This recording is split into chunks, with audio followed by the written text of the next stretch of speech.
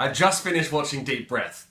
I'm really overstimulated right now. I stayed up and watched the screening at like 4:50 a.m. in the morning, and I spent a few hours recovering. I've gone and had coffee, I've had breakfast, I've pretty much worked all the angst out of my system, and you might know from watching my channel, thank you for watching my channel by the way, that I'm not the biggest fan of Stephen Moffat, and whilst this episode does display a lot of his hallmark issues, it's also really quite good. So I've taken some notes on this here device, and I will be rattling through them in the hopes that I don't get distracted by just how giddy I'm feeling about this episode. First of all, Deep Breath. Good ep name, pretty well written. But let's get straight to the first thing that you notice about the episode. New opening credits. New opening credits in Doctor Who are kind of fun. I know it's a show about time travel. I don't know if showing clock parts is necessary in terms of actually evoking the time travel feel, but the theme song's good. The theme song kind of feels like classic Who. They had about 20 minutes of Capaldi's Doctor doing effectively Matt Smith style slapstick, which I didn't like, but I kind of realised that it's an important device to help people transition. So it's kind of like getting all the toxins out of your system after a big night. It's sort of like opening the spit valve on a filthy trombone, something I would know about because I used to play a filthy trombone. Starting with Moffat's characters, Clara and the other Victorian England trappings is fine. Again, it's a good way of kind of passing the torch, so to speak, and it was a pretty good conceit. The Doctor had this wonderful scene where he was in an alleyway with a homeless man.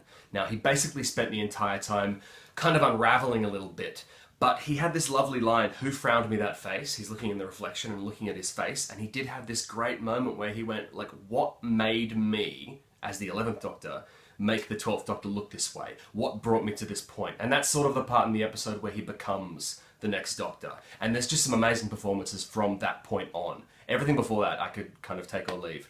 He did at one point say, "Times like this I miss Amy." Hate Amy.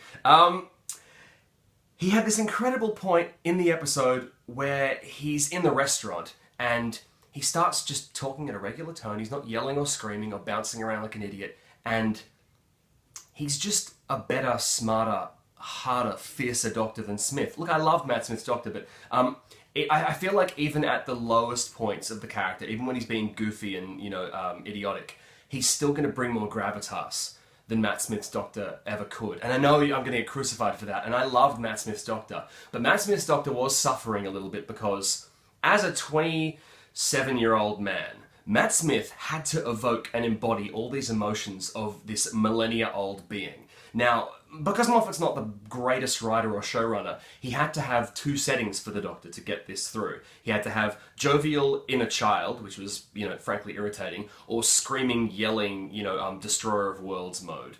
And because Matt Smith's 27, he was in his 20s when he played the role, there was only so much he could do, so it was like he was this very binary character, either black or white. In the restaurant scene, where he pours the drink for the bad guy and tells them that he's afraid he might have to kill him, so he thought he might like a drink first, just goosebumps. Like, that's what the Doctor is. The Doctor sits there and calmly walks the bad guy through why he's going to have to destroy him.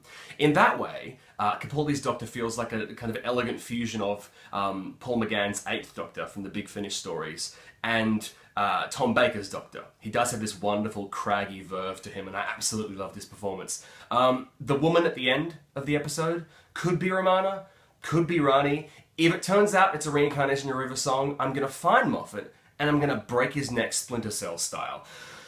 I did have a theory, by the way, about where those robots came from.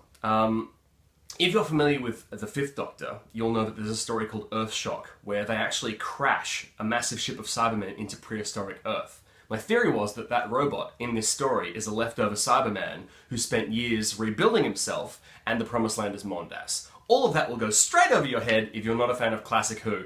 Look, that's about it. I mean, I really enjoyed the episode. I'll be back next week with a recap of the next episode, which has, spoiler alert, Daleks in it. I was hoping for some new villains, but, whatever. All in all, it's a really good time to be a Doctor Who fan and feeling very, very positive for a change. If you want to follow me on Twitter, @PaulVerhoeven is how you'll do that. Please subscribe to my channel. I will be doing lots more videos. You can follow me on Instagram. It's Paul Verhoeven. And that's about it. Keep watching the episode, and I'll see you guys next week.